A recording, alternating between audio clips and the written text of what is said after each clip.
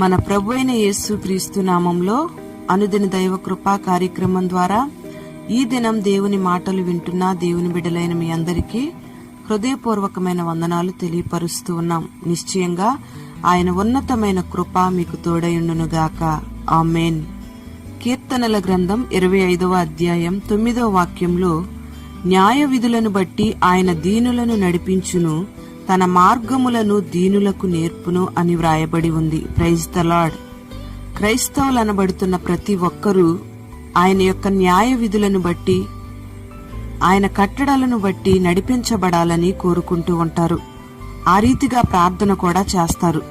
దేవుని యొక్క మార్గాలలో నడిపించాలని కూడా ఆశపడుతూ ఉంటారు. ఆయన న్యాయ విధులను బట్టి నడిపించబడాలని ఆశపడడం తప్పేమీ కాదు గాని, ఆయన మనల్ని నడిపించాలన్నా, తన మార్గాలను ఆయన మనకి తెలియపరచాలన్నా మొదటిగా మనం దీనులంగా మార్చబడాలి. దీనత్వం అనేది మనిషి యొక్క వ్యక్తిగతమైన జీవితంలో ప్రధానమైన అంశంగా ఉండాలి.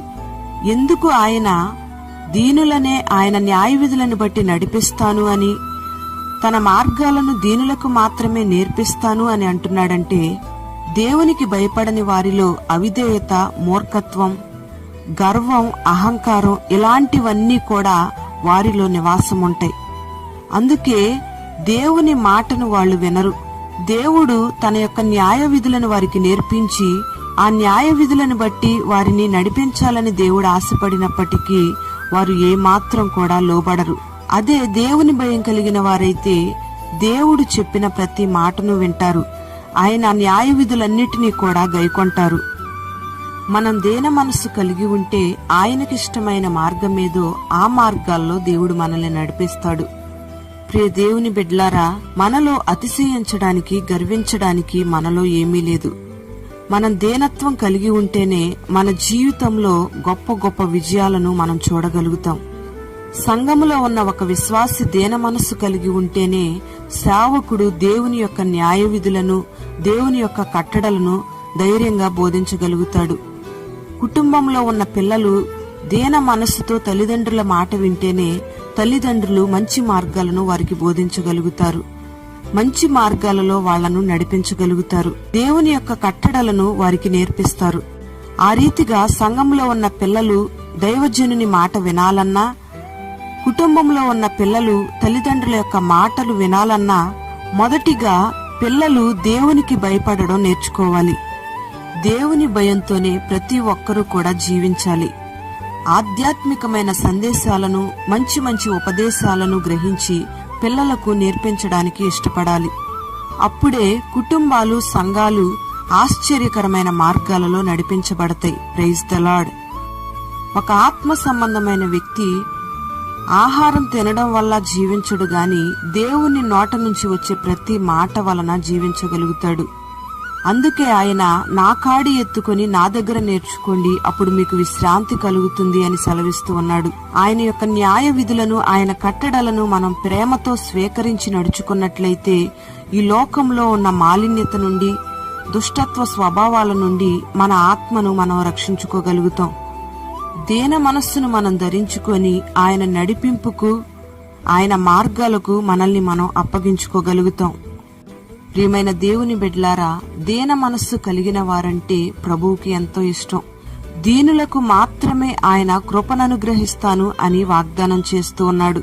అందుకే ఆయన యొక్క ఆలోచనలు, ఉద్దేశాలను బట్టి దీనులను నడిపిస్తాను అని మాట్లాడుతూ ఉన్నాడు. తన మార్గాలను కూడా దీనులకు నేర్పించి చేరవలసిన పరలోక రాజ్యానికి వారిని చేరుస్తాను అంటున్నాడు.